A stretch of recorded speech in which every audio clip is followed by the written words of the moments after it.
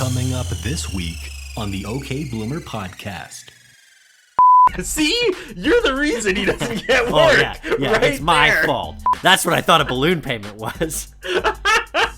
Making a run for the cartel because you can't afford your house. That Dave Coulier, man. Him and Alanis are never going to break up. You know what I mean? Don't know about the future. Don't. They don't care about the future, because they live it in the past. Sal and Curtis are taking all 5 seasons of Blossom to task. You'll laugh, you'll cry, you'll be weak in the knees. This show's got more range than this on the keys. Only gal in the house, and that's how she goes. One brother was a junkie, and the other one was. Weekly lessons coming fast in the Russo flat. Blossom's teenage girl problems are as big as her hat. So take your opinionations and make them shine. It's the OK Bloomer podcast, and it's about damn time. Don't know. Don't know. Speaking of stroke, oh my God, Sal, this old house. Yeah, a good segue, by the way, because I don't know what that means. Flawless. But yes. Flawless. What an episode. Yeah, this episode was something, man. They've been knocking them out of the park. Like when it was all said and done, I felt really sad for this episode, to be honest, because I feel like if they would have all gone back to the writer's room and spent like another hour cleaning up the script, they could have had one of those episodes that is still referenced today. I thought they were on the absolute verge of like a kids growing up, moving out of the house masterpiece that still would have resonated today in like a Fresh Prince, why don't my dad love me kind of way. Like, remember when this happened on Blossom? Because holy crap, they put in some stuff I have never seen before on another sitcom. Yeah. And they would punch you in the gut, and it was just a little too uneven. That's well said. That's really well said. You know, going into it and like reading the synopsis, which we'll get into in a second, I was like, oh, there's gonna be the episode where the kids don't want the dad to sell the house, and I thought, I don't know why I automatically went to. Do you remember that episode of Full House where Danny was like entertaining the idea of selling the house?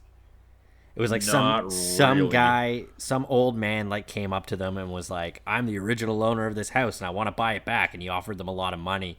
And like Danny was going to do it, but he didn't consult the children. So then they like did all these schemes when like the house inspector was coming in. They pretended that the floors were slanted and that's kind of what I was expecting for this episode. Yeah, I was expecting like this hokey, not this like heartfelt like flashback. Like just the style of it, how there was like flashbacks while present Nick was in the room. Yeah.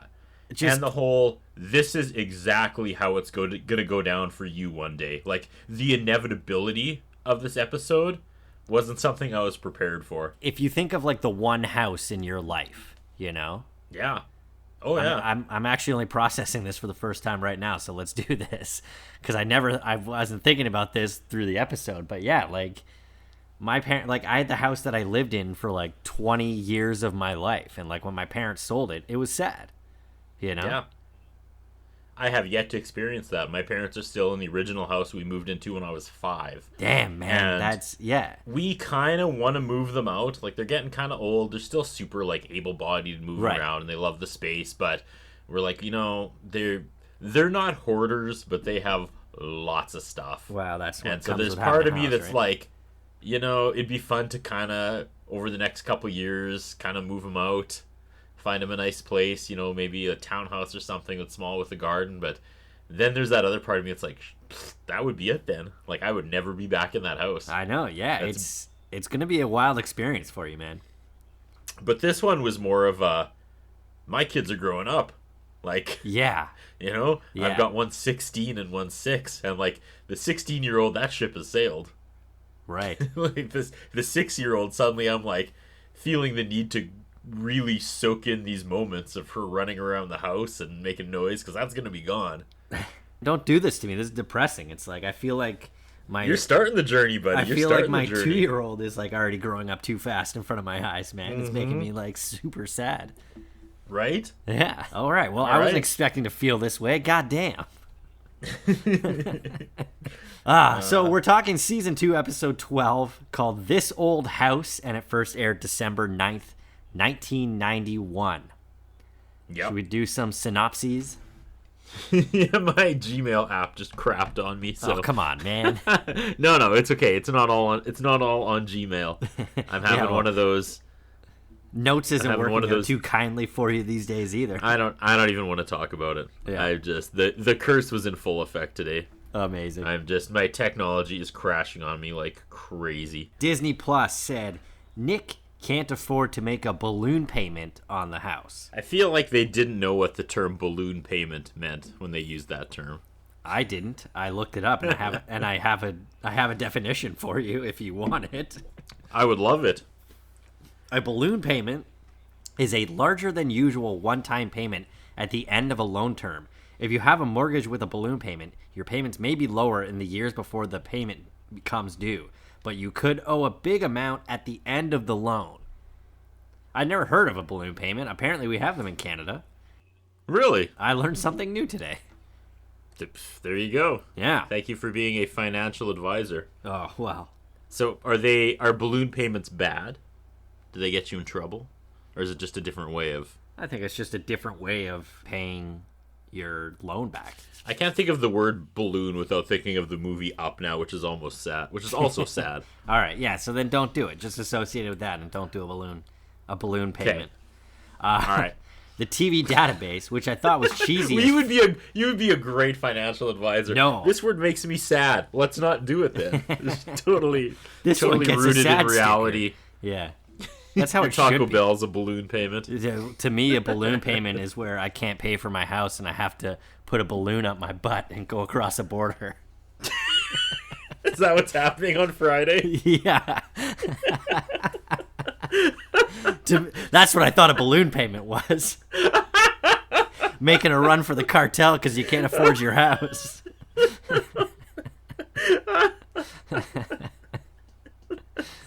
So gross. That's good stuff. What a terrible way to go, hey, when you hear about it bursting in people's stomachs. I've never heard of that. Suddenly, that sounds awful. Oh yeah, that's like the danger of doing it. Because you've only got a limited time to expel it before like your insides eat through the balloon, and then suddenly like a pound of heroin goes into your system at once, and you just like immediately OD. They'd be like, he's dead. What happened? And then the autopsy would find a balloon stuffed up your ass. TV database says, I thought this one was cheesy at first, but now it's like, I don't know. Memories, of which there are many, aren't enough to make a balloon payment on the house. So Nick is forced to consider selling. Well, IMDb is the only one that did not use the term balloon payment. They have, fearing that he will not be able to meet the next mortgage payment, Nick convinces the kids that they would be better off moving somewhere else. I think IMDb wins the week, man. Yeah, it's pretty good. Nah. There's something about using the term balloon payment when no one knows what the hell it is that's really annoying, you know? That's what I'm talking about, yeah. Yeah. You know Strange Brew, right? Yeah. The movie? Yeah. Bob and Doug McKenzie. Yeah. My favorite line of that is, which like is up there with Simpsons quotes of like, you know, were you saying boo or boo earns? And we did 100 takes and that was the best one. I always use, just because I can't explain it doesn't mean I'm lying. when they're in court and he's like, you'll notice on the video the time code remains unbroken, and the judge goes, can you explain time code to the jury? And the guy goes, just because I don't know what it is doesn't mean I'm lying. That is a good line. That is a great line. Yeah. Here we have the beginning of the end cold open. How Remember so? a few weeks ago when I called it? I said when Joey finally had that flashback of like his hot stepmom and he looked right into the camera and went, whoa! Yeah. And was like the first, whoa! And then the last episode, which was the next episode, I was curious to see if the show had embraced Joey's whoa. We had that little mini discussion about how feedback wasn't instantaneous. This entire nothing was episode online. solidifies it. But this is the episode. Yeah, you made a really good point about how like back in 1991 there was no internet, so people wouldn't have then, you know, for the next week been like, whoa, all online. It would have taken a while for that to go and come back to the show. I think it's caught on by this point. Or else they're making it a thing, because this is Joey's whoa is the whole point of this cold open. Pretty much, yeah. It was 100% the punchline. So Joey's on the living room sitting on the couch, and Six is sitting on the arm of the couch just looking at him intently. And I wrote, Joey's oiling his glove, which is not a euphemism. There's some tension right now. Oh, yeah. Oh, big time. He says if he could only listen to one album, it would be the Hammer double album. I'm assuming that's MC Hammer. I didn't look it up. Yeah, I assumed that was MC Hammer, too, because it was 1991, but I don't think he ever put out a double album. Huh. Oh, I meant to look it up, because I have it in bold, but I forgot to go back. And he says the chick would be Cindy Crawford, and we get, whoa. So I don't know what count we're at. This is either number 14 or number 3. I don't know if we've decided. It's both. Okay, well, dude, I don't want to do 2 counts for the rest of the series. All right, well, the first 13 will be an asterisk. Okay. So this is actually what we're going. We'll decide this right now. This is number 3. Yeah, they're playing Desert Island, and Six is clearly wanting Joey to say that he wants the girl on the island to be her. Mm-hmm. And then Joey describes the perfect girl that he'd want to be on the island, and he's basically describing Six. Yeah.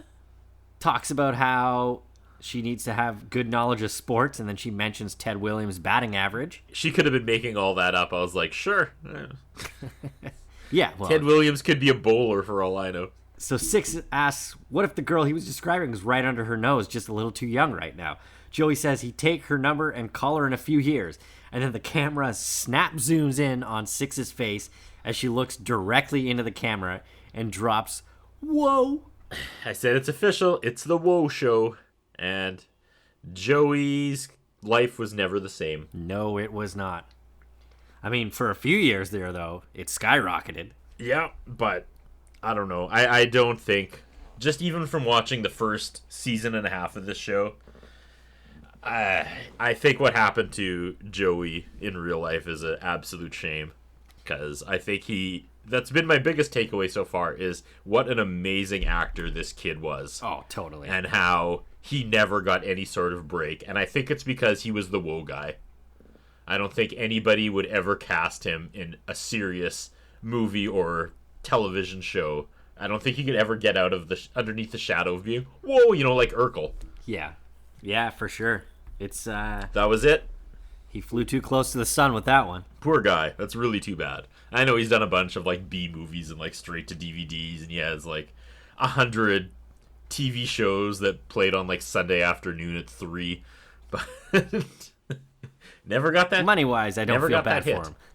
Oh no, he's fine. Yeah, he's still making music, and he married an 11 out of 10. He's fine. Don't worry about old Joey Lawrence. He's doing just fine. I'm sure he would have loved to been in Titanic or something. You know what I mean? Whoa. See? You're the reason he doesn't get work. Oh, yeah. Right, it's my fault. It's my fault. You're right. I imagined him in the serious role of the jealous boyfriend, and your mind went to, whoa, the iceberg, look out. Whoa. Wait, you thought he was Billy Zane? Good. Yeah. No, it's James Cameron in 96. Billy Zane. James Cameron in 96 is all right, it's between Leonardo DiCaprio or Joey Lawrence. Then some guy, the janitor, walked by and saw the 2 pictures on the wall and was like, whoa.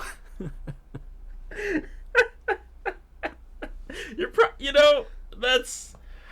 I don't want to say. I don't want to say he's in the same category as Leonardo DiCaprio, but you kind of did, all bro. The crap. No, I said Billy Zane. You're trying to tell me he couldn't have done Billy Zane's part? Billy Zane is probably on his couch right now. They're probably sharing beer because they had the same. Billy Zane didn't do anything but Titanic. Where at least Joey Lawrence had sort of a build, but honestly, you would not have been able to take Titanic seriously if the whoa guy was shooting at Rose and Jack, right? You wouldn't have. And that's my point, is that this show made and ruined Joey Lawrence, and I feel bad about it. Well, that's what we're discovering through this podcast, is the unraveling of Joey Lawrence.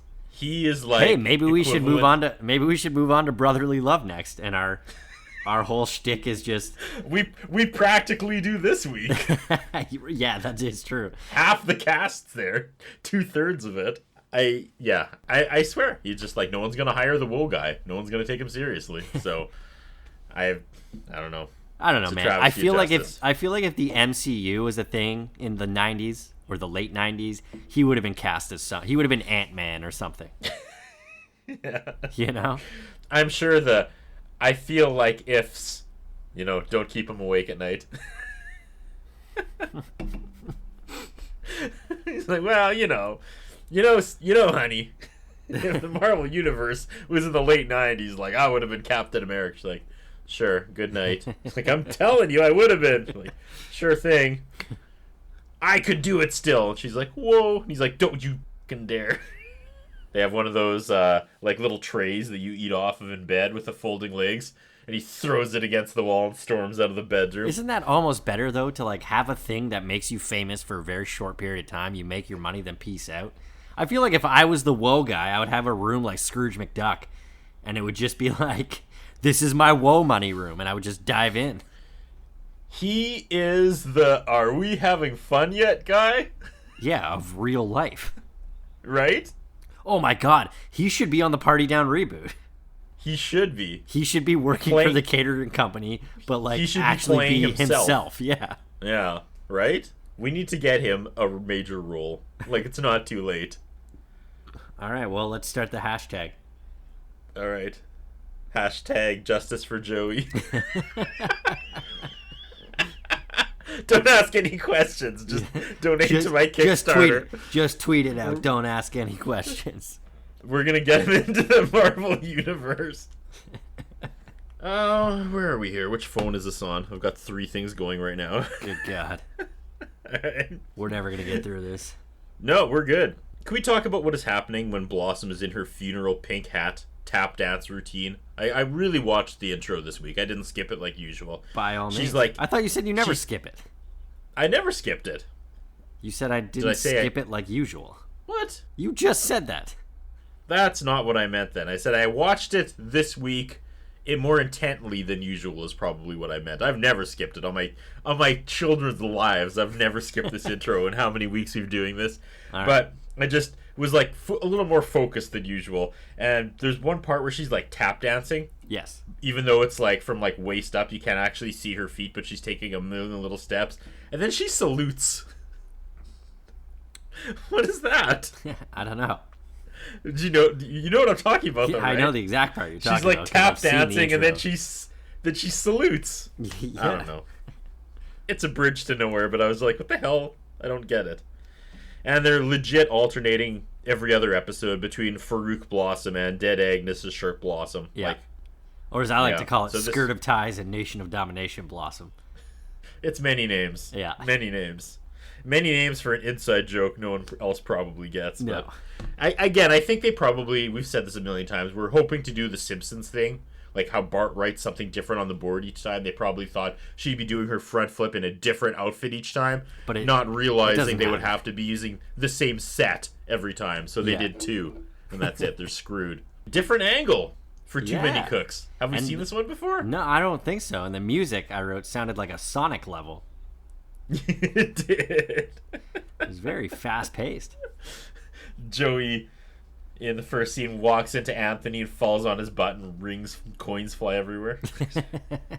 Joey is pouring sugar on his already sugary cereal. Yeah. Because he hopes his teeth fall out because the dentist has a new hot assistant and he wants her to lean over him. And the face he makes after he says it is just priceless. Yeah. And Blossom is like, "Oh, you," in such a like boys will be boys way. And I thought he agreed a few weeks ago he wasn't going to make any more tit jokes. Guess that's out the window. Whoa!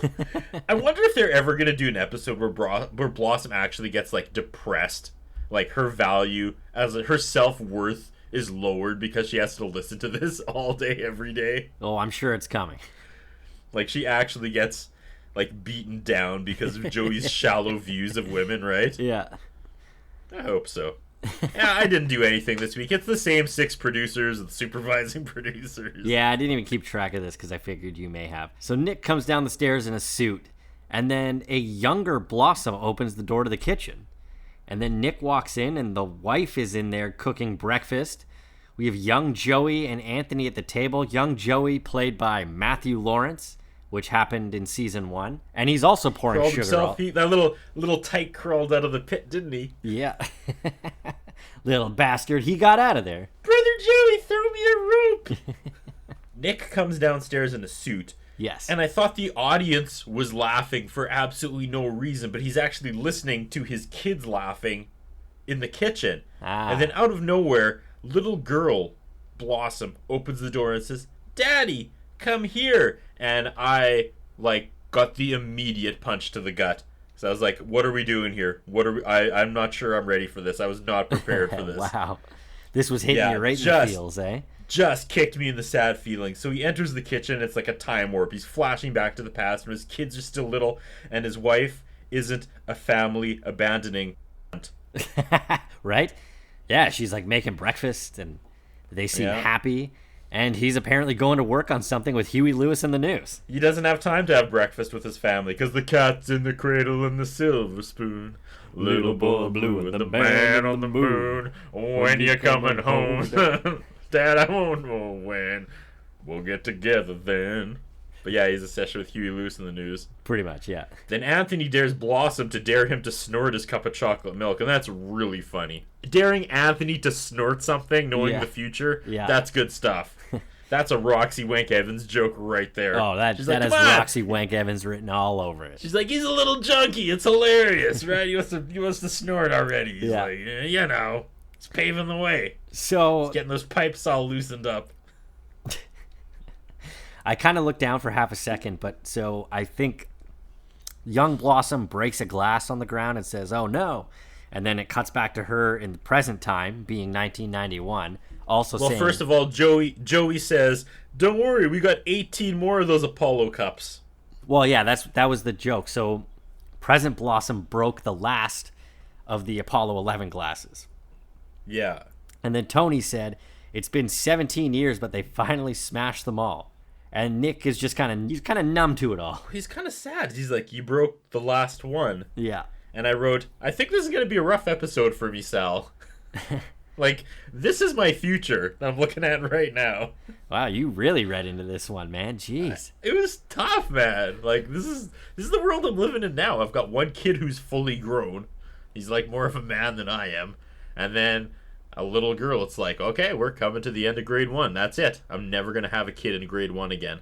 Yeah. I'm never gonna be the parent of a 6-year-old ever again. And then I'm never gonna be the parent of a 7-year-old. And then, and when we drop a glass, it's like, that's gone forever now. That's one more thing of the past we don't have. It's a pretty depressing way to look at life, I must say. Well, it's a pretty... And I thought I was a downer. It's not depressing. You're dragging me down here, bro. Until Blossom writers pull your eyes open like Clockwork Orange and make you stare at it. Gross. Yeah. So yeah, Nick is sad, but he's going through something and he's kind of in a rush, so he bails. They point out that they notice that he's kind of been depressed lately and he's wearing a suit. So they wonder maybe if he's going to a job interview, and Blossom said it's been months since he's had a gig. And Anthony says, well, at least he's getting himself out there. He says some guys are so depressed they just stay home all day and bake. And Joey doesn't get it. He says, bake what? Like cookies and stuff? The crowd is laughing through this whole exchange, and I don't know why. Men stay home and bake. They thought that was funny. I was like, okay. Well, yeah, because he meant, like, get high. Ah, did he? Yeah. Oh, okay. That went over my head. And then that's why Joey's like, bake what? Like cookies and stuff? And he's like, yes, Joey, sometimes brownies and pie. And then Tony says, what I wouldn't give to live in your world. And Joey goes, ooh, where would I go? And then the idiot cameraman can't keep his shit steady. Did you see that? No. As soon as he delivers that line, the camera like shakes right before. It shakes like half a second before they cut to the other one. It's amateur hour on Blossom. You know what? Maybe there's a part coming up where like you hear a guy audibly laughing louder than everybody else in the audience. Maybe it was the camera guy. Maybe. Yeah, see, I was expecting before Nick left, like a sad moment where Nick realizes that all his kids are grown up and he'll never have those days back, and this isn't the life he wanted, and he blinked and he missed it, and his whole adult life, he's had his priorities mixed up, but no, he's just like, I don't want coffee, and he storms out of the kitchen. He's got some shit to take care of. I'm doing a lot of work for the show. I think you are. I'm filling in a lot. I don't think there was this many I think this was your takeaway from it, because this wasn't mine at all. That's fair.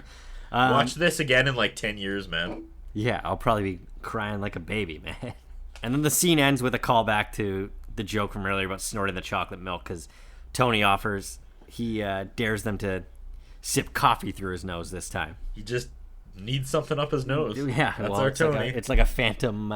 It's a phantom tick that he still has. Right? They're eating Frosted Flakes, but those, my friend, are not Frosted Flakes. What is on that box? They're okay. So next scene, they're all singing at the piano with Buzz. Nick comes into the living room and he's looking all sad hearing them sing.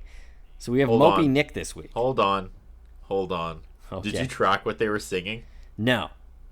Oh my God, Sal. I Googled this, and this does not exist. This is a song they came up with just for this show. Well, yeah, because Buzz says it's his song. Did you listen to what they were singing? Not really. Okay.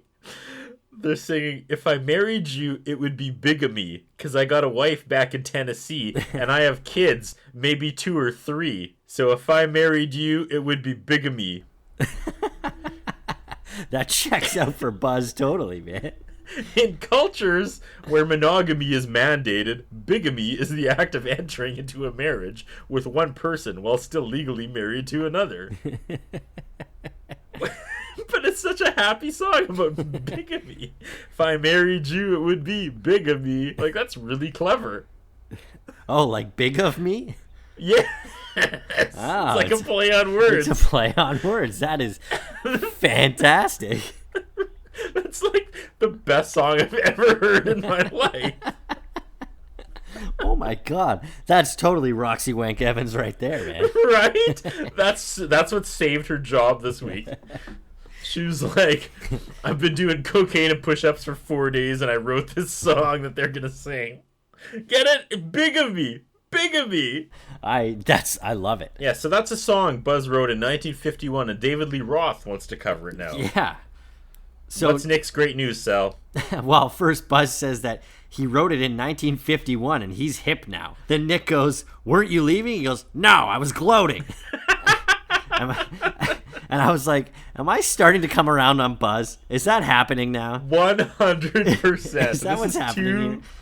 I don't like this. 2 episodes in a row. I don't like this. So then Nick, he tells him he has some news. And it sounds like he's describing them moving into a shitty apartment in a really positive way.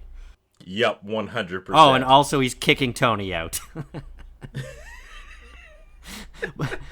Tony connects those dots pretty quickly. Yeah, but he's like, I'd rather have the pool. Because, yeah, he tells Blossom, how would you like to have that pool that you always wanted? They nail the, like, parent putting on a brave face, giving bad news giving to bad the news kids. But putting the positive spin. I actually noticed that, and I was like, nails it. I was kind of like, I should use this tactic in the future. That is good. Yeah, it never works though. You see through it. Kids see through it. Yeah, so he was like trying to put a positive spin on them moving into an apartment. Tony says that he gets it. It's an understated moment of the episode, but it definitely has weight because you're like, oh geez, like if they actually move, like is Anthony gonna have less of a role in this show? You know? Right?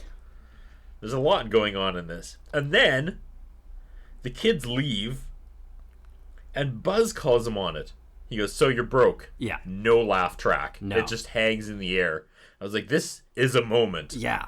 Yeah. They had a few of these between Nick and Buzz where there was just it was just silence. Yeah. And I said, man, it hits hard when they give Buzz a real moment. Yeah. Because he is not that character. No. And Buzz, Buzz, I said, Jesus, is that why they did what they did for so many episodes? He's like Silent Bob now.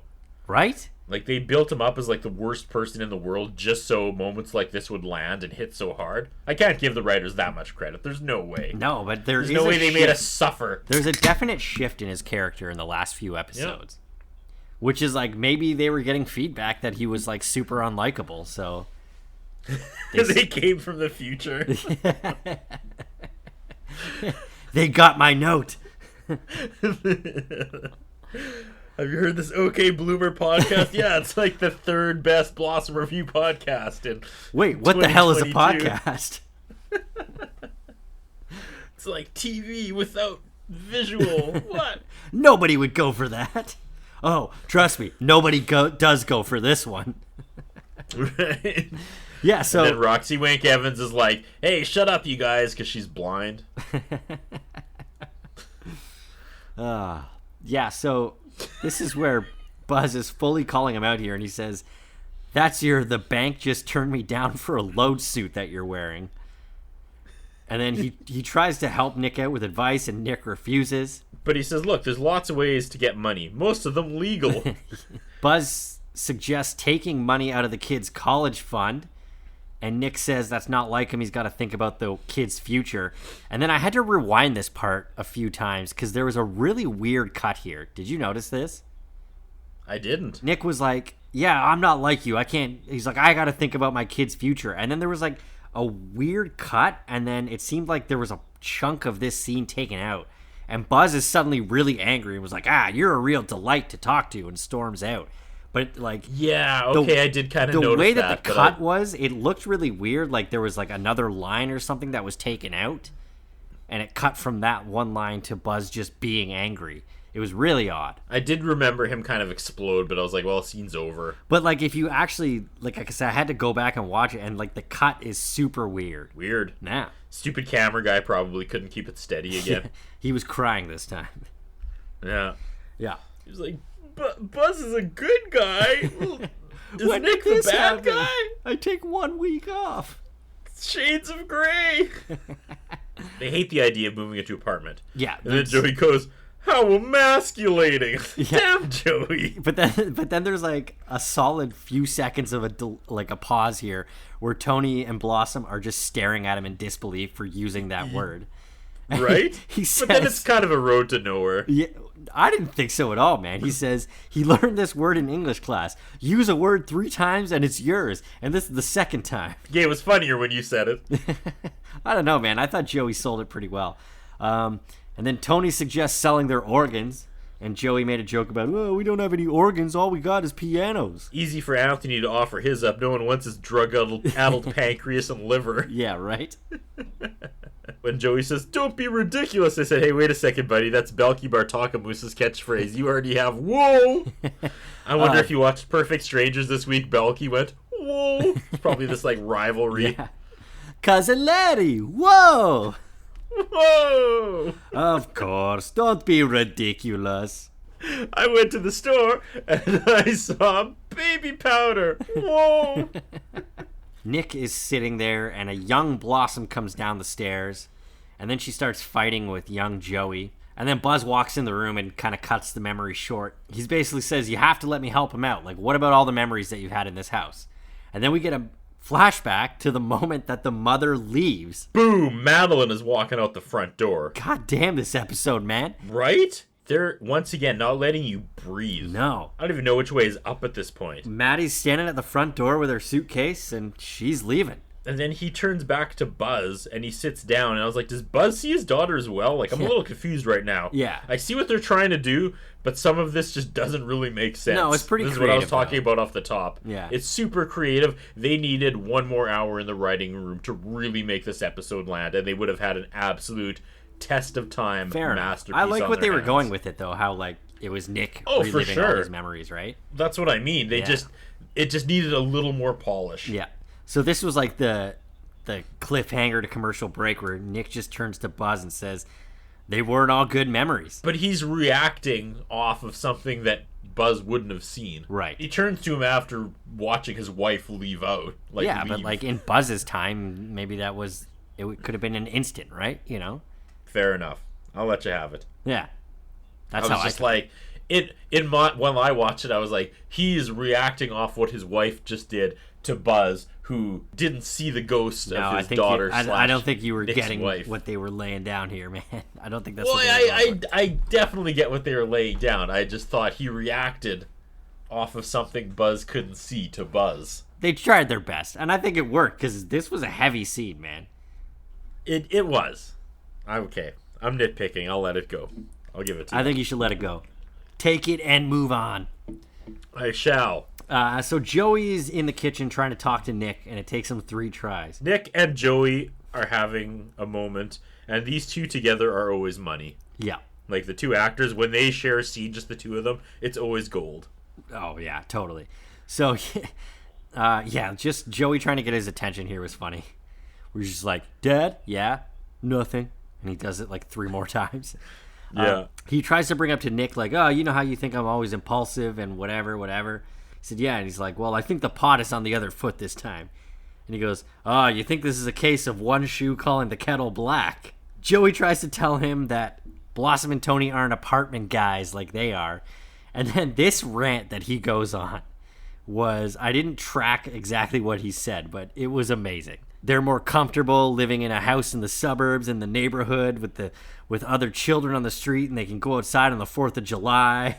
And he starts breaking down slowly, thinking about it, and then basically goes into like a weep. Yep. And then Joey Lawrence. Yeah, right? Like, it was so good. It was so funny, the way that he played all this out. And then he says, maybe I like the simple life too. And Nick puts his hand on his shoulders and says, Joey, I think you might be the most simple out of all of us. Amazing stuff. Such a good episode. Yeah. He kind of tosses Blossom and Anthony under the bus, but then, gets all choked up because he doesn't want to move either. And then I just made the note. I said, like, when Joey and Nick have a scene, it's, like, the best pair. And same thing with Joey and Blossom. When the 2 of them just share a scene, yeah, it's so good. Yeah. And what's the common thread there? It's Joey. Yeah. I don't disagree with you, man. It's amazing. Yeah. Like, this poor guy. All right, we've been there. We get it. We've had enough for the week. Should have been on Titanic. Yeah, okay. Joey should have been on Titanic. He should have been Billy Zane. We get it. That's all I needed. Whoa, you're banging my girlfriend. Whoa, I'm going to shoot you. Women and children first. Whoa, I got to get on that life raft. You're uncultured. Whoa. What if Joey was the dude that hit the propeller? Ding! Whoa!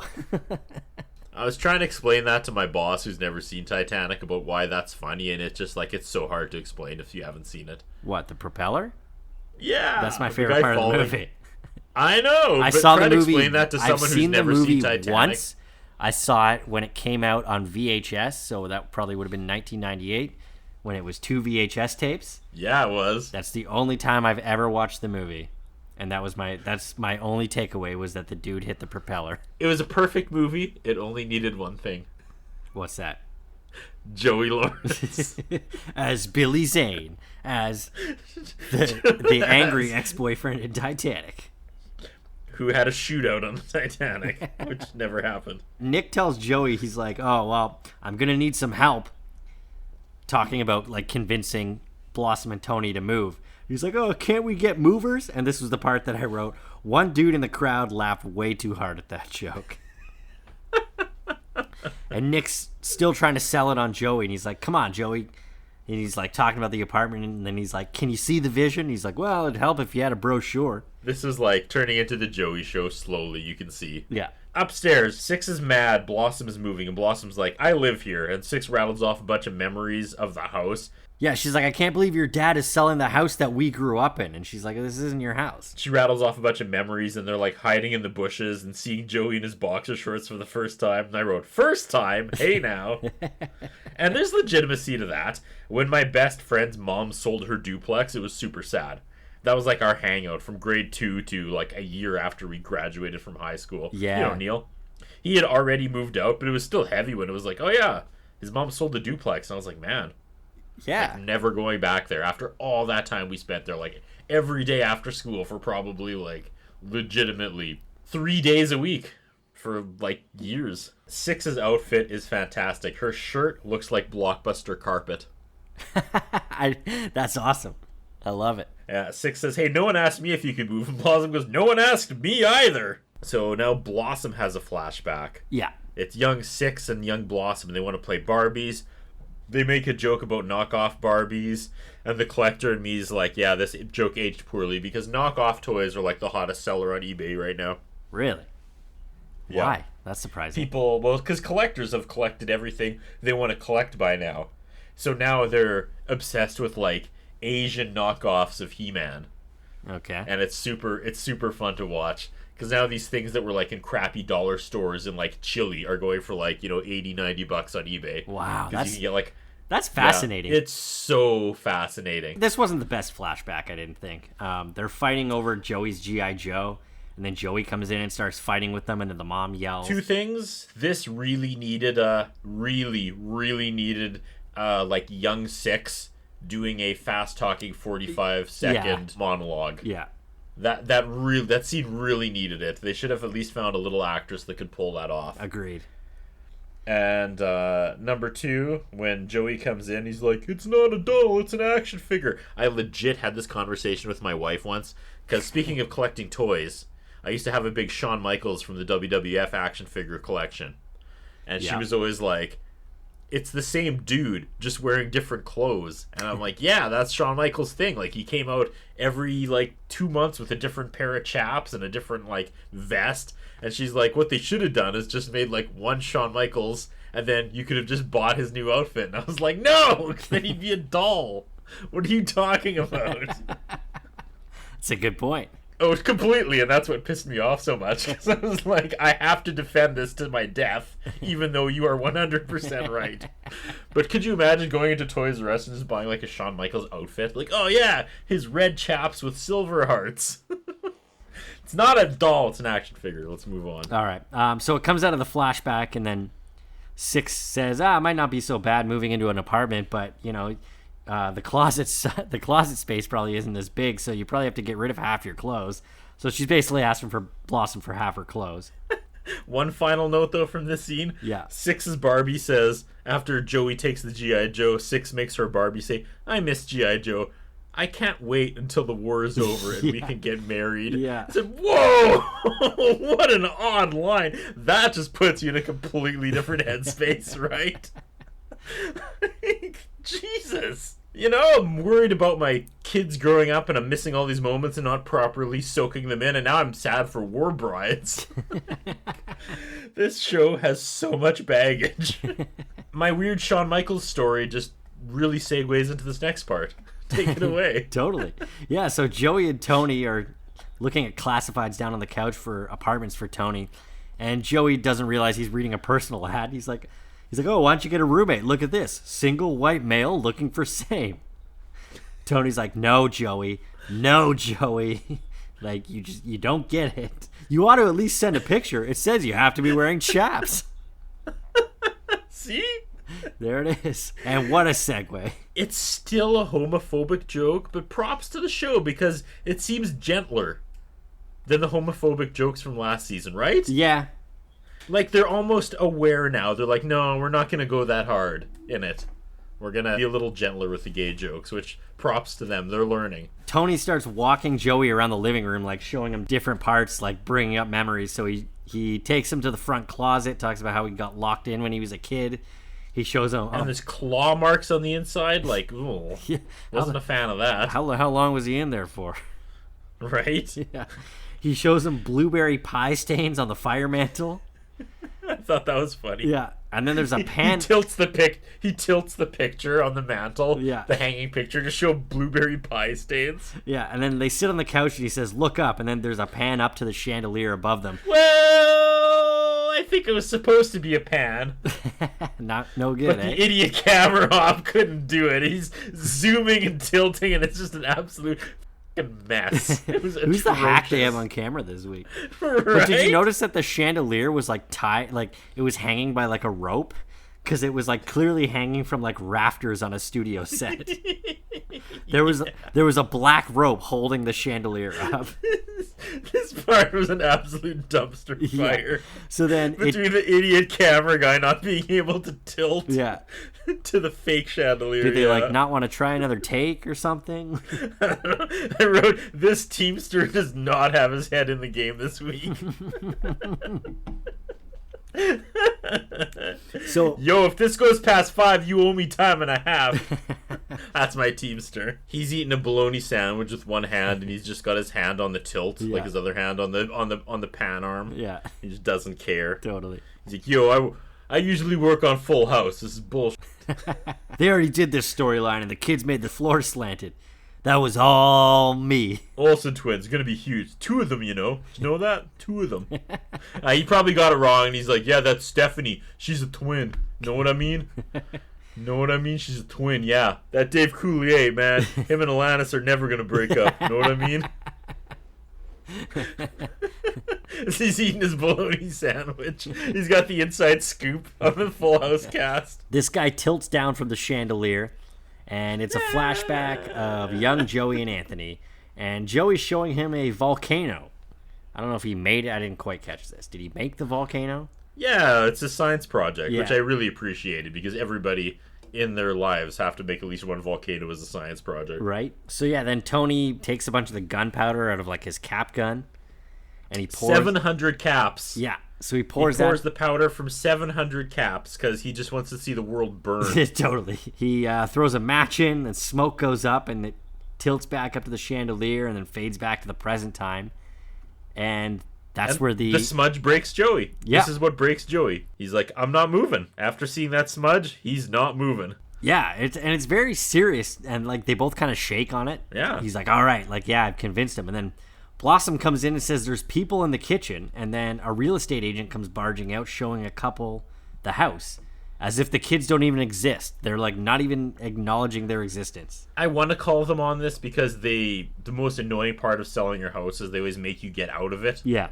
When they show it, but not always. So this could very well have happened back in 1991. I guess so, but like you would think that people like looking through the house wouldn't, you know? I don't know. They didn't even like. Yeah, that's fair. They just like acted like the kids weren't even in the living room while they're talking about it. It was weird. Yep. So then we get another flashback in the kitchen, and Maddie's in there asking Nick to help her put away the Apollo glasses, and then she drops one and it breaks. So this is when they're like unpacking when they first moved in the house. And Nick says, don't worry, we still have 23 of those glasses. Yeah, because this is before the last scene, because they don't even have kids yet. He's like, one day their kids will fill these Apollo glasses with Tang. And then he talks about how they're going to have 10 kids. Yeah. And this is the beginning of the college fund talk. Yeah, so he's telling Maddie about the college fund that he just set up for their kids that they don't have yet. And then they make an agreement that after they pay all their bills, they're going to put half of their money, whatever's left over, into this college fund. And they make an agreement to never touch the money, even if they're broke. Yeah. And then in comes Buzz looking like a red beret. Why didn't the studio audience go nuts for this? I know, right? It was like coughs. Yeah. And I'm like crying at this point because Buzz looks so ridiculous. He's got brown hair. The makeup person tried to make him look young. Yeah. But at the same time, like, didn't. No, it's like it is comedy. It is so funny. He's got brown hair and he's wearing a beret and he's got a brown leather jacket and a black turtleneck and chain. It was funny because Nick was like, Buzz, you know this house has a bell, and he's like, I was never one for technical stuff. So that was kind of funny. So then, yeah. Like, I'm just all over. I'm all over. I don't even know what I'm feeling at this point. Right? Because we come out of the flashback. Well, first Maddie tells Buzz about the college fund, and then Buzz offers to help with the fund, and Buzz refuses. And then when it comes back into the present, they're still having the same argument where Buzz is offering to give Nick money, and he's still refusing to take it. Because Nick has too much pride. This episode is an absolute trip. An absolute trip. This has been the weirdest feelings this show has given me so far. Totally. Like I can't even compartmentalize it. Yeah, no, I agree. There's so much going on. Yeah. So this takes us into the last scene of the show.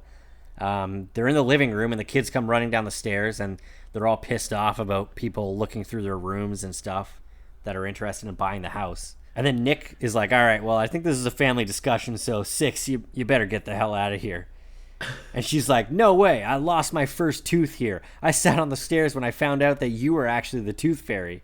And then Joey has a line where he's just like, oh, my whole world's crumbling. And then he tries to kick Buzz out because he's not family. And Buzz goes, I'm not going anywhere. I lost my last tooth here. Yeah. I love that, man. What that setup. Such a good line. Before this, though, Sal, for the second week in a row, like, Buzz is landing everything he says. Right? This is a super great scene. Before he brings the kids in, Buzz gets super real on Nick, and he's like, look, man, I'm a suitcase guy, but that's not the life for children. He goes, haven't your kids been through enough? Like, does Buzz get the acting props this week? He might, man, and I'm so lost, Sal. I really am so lost. am not sure what to do about this, but I think he might. So family meeting, Yeah, so then they say that they need to have a family meeting because, like, Nick didn't consult them on this at all. He tells them about the balloon payment and that he can't afford it. And they tell him to use the college money, and he straight out refuses. And they basically make a pretty good point. They say Joey's 2 years away from college. He might get an athletic scholarship, and Blossom's so smart that they'd probably pay for her to go to college. And the smile on her face here is pretty funny. Yeah. And then Anthony's basically like, well, he's like, I don't know what I want to do with my life yet, so I'm going to buckle down and drive an ambulance until I figure it out. And you're feeling so good about this moment. Yeah. And then Nick just shuts him down with reality. Well, they're like, all right, so you still have a few years to, like, pay it back, so borrow from it now and then put it back. And then Nick's like, he's like, no, he's like, I'm still selling the house, I can't do it. And then Joey brings back the joke that I was not expecting, where he goes, you don't have to feel emasculated. And he goes, that's the third time, the word's now mine. That is true. That was good. But I was so emotional at this point. Right. It was because you were on board with the kids. You're like, here they are. They're saving the house. They're going to agree to use the college fund. And Nick just shuts him down. He's like, no. He's like, a house is only good while you're in it. This is your futures. I'm not gambling on that. And he, like, leaves. And I was like, oh my God. Yeah. Like, he's right. He's right. He is. After their rah-rah speech and their unifying, it's like he dropped the hammer and he is 100% right. Wow. Yeah. He was sticking to what he said. And, like, even though, and I kind of thought it was interesting too, because, like, he made that promise with his ex-wife that, like, we're not going to touch this money. And even when she left and he's clearly in financial trouble, he still refuses to do it. Yep. Which, like, good on him. Which is probably a bit of a, totally. You know? But I just loved how I was expecting that, oh, here we go. It's a sitcom moment where all the kids tell him it's going to be okay. Use the money, blah, blah, blah. Everybody feels good. And he was just like, nah, it's not what this is about. Yeah. I'm not risking your futures so we can stay in this house that has memories to you. Right. And I was like, damn. And then right in that moment, Buzz hands out checks to each kid. And it's their inheritance. Buzz got an advance from David Lee Roth. And he says, you're free to use the money however you want. Because it was going to be for their college education, but since their dad has that covered, they can use it any way they want. Yeah. So then the real estate agent comes down and says, oh, well, I got good news. This couple's, like, really interested in the house.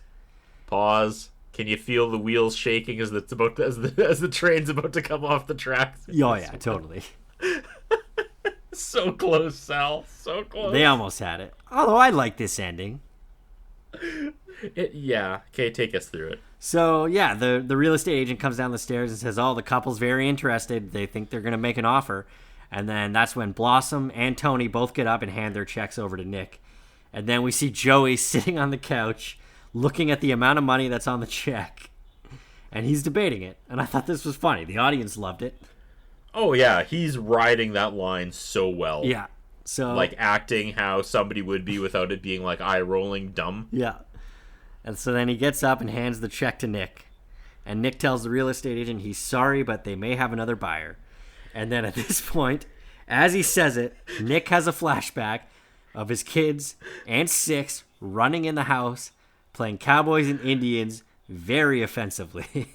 Very offensive. I said, here it is, the brick wall. Yes, they're even doing the, like, woo, woo, woo, hand over the mouth. Yeah. After this parade goes through the house, this offensive parade, the agent says, I see. And she steps outside, opens her umbrella, and floats into the sky. Because did you see what the hell she was wearing? She was Poppins in it. hard. Nick tells the real estate agent they have another interested buyer, and he says it's a young family just starting out. And then everybody walks out of the room all happy. And then there's a long pause here, and Nick turns around to Buzz. Yeah, I felt they were going to hug. I thought they were going to hug, and I was like, wow, that's a pretty big moment. But he kisses him on the forehead. It was the perfect ending to this episode. I kind of liked it. I did really too. Did. And the I was expecting the hug, or like him to offer his hand and then Buzz to shake it, but the kiss on the forehead, just I don't know how I'm supposed to feel about it now, which is amazing. Yeah, they don't always, like with amazing episodes, stick the landing, but I feel like they did with this one, and especially because like there was such a long silence too, where it was like you really felt the like seriousness of the moment. This dragged out more emotion than any other episode by a mile. Totally. Yeah. There was something in here for everyone. Yep. You weren't getting through this without thinking about something other than Blossom. I don't care who you are. Right. Nobody watched this episode with like their feet up going like, Joey's an idiot. They at least had one moment where they're like, oh, damn. Yeah. Oof. Didn't expect this today. Well, it was a heavy ending. And then we get our credit scene this week. And I liked it, man. It was good. They were letting Matthew Lawrence have his time to shine, and it was him as young Joey trying to do the whoa. Did he do the whoa in the episode, though? No. He didn't, did he? No. Yeah. So that must have been cut. And then Joey ended up coming in and, like, teaching him how to do it. How nice was that? You get to see, like, Joey Lawrence as a big brother. Yeah, I liked it. It was really good. It was really nice. Because he like came in and, like, he kind of, like, whispered something to him that you couldn't really hear. Yeah. Like, he was pumping his younger brother up. He was kind of like, you can do this, buddy. Yeah, like, and then he was, like, showing him, like, the exact moment, like how, like, sort of the exact movement of how to do it, right? Yeah. It was funny, man. And so, yeah, between that and the cold open, clearly they've embraced whoa. This is officially it. So do those, like, 6 woes count? No, I'm not going to count those. I don't Right. Those don't count. I absolutely loved it. Like I said, the only travesty of justice is that they needed another hour. They needed to just work out a few kinks. And I thought it could have used more humor played off of their tropes as adults. Right. If that makes sense. Right. Instead of just going for, like, Joey's still dumb as a kid, like, having 6 have a 45-second quick talking, one-take monologue would have been great. And, like, Anthony, it's a little tougher. I mean, I guess they kind of tongue-in-cheek did something up his nose, but, they could have had him, like, chugging Coke every scene. Yeah. As, like, a little nod to his future I think with the time that they had, they did well enough.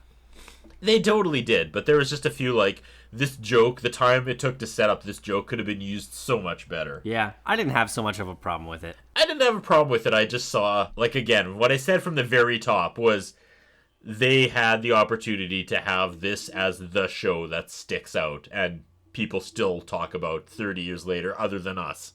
Yeah. I thought this could have been the one. High praise. Loved it. Absolutely loved it. Good stuff. Yeah, I did too. So let's get to some guest stars here. I guess this would be our pit character, our only one of the week. Margaret Reed as Madeline. So she was the mother. She doesn't come back. And she doesn't come back, and it's not the same actor from season 1's Thanks for the Memorex who played the mom. Really? I thought it was the reoccurring role for the girl. No, I thought so too, but Paige Pengra played Maddie in Thanks for the Memorex. Matthew Lawrence was young Joey, obviously. Yep. Grant Gelt was young Anthony. Grant Gelt, yeah. Known for The Sandlot. Yeah, I wrote that too. And Northern Exposure. Yep.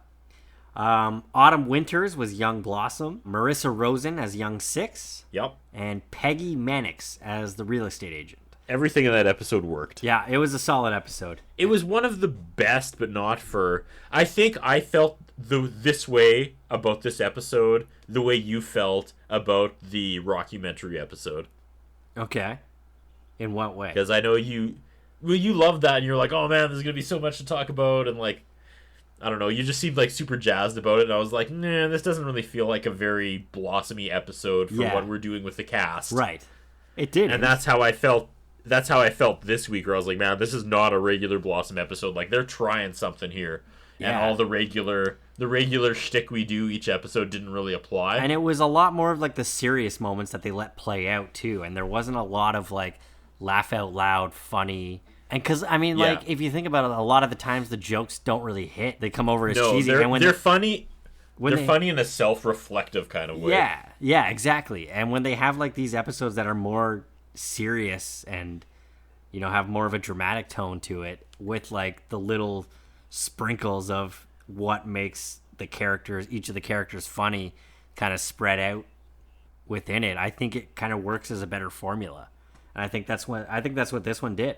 That's a really good take. Yeah. I just think they took their own characters and their storylines and they held the fucking mirror up to your face when I wasn't expecting it. Right? Yeah. This one hit you hard, man. It did hit me hard. It really did. Good stuff. And I wasn't. It's because I wasn't expecting it. Yeah. Yeah, it was unexpected. Like, right out of the gates, when little girl Blossom came out of the kitchen and was like, Daddy, come in here. I was like, oh, no. Oh. And actually, at first, I thought the whole episode was going to be a flashback. Yeah, I'm glad it wasn't. It was really, really well done. The way they strung it together throughout the show worked. I haven't seen that a lot in anything, of, like, real-life flashbacks happening in front of them. Yeah. Next week, we are going to be talking about Season 2, Episode 13. It's a Marginal Life. Is this a Christmas episode? I hope it's a Christmas episode. It looks kind of like. I'm already excited. All right. I love Christmas episodes, man.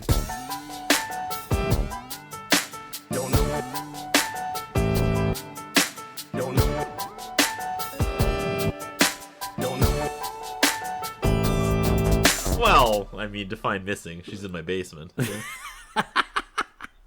Cut.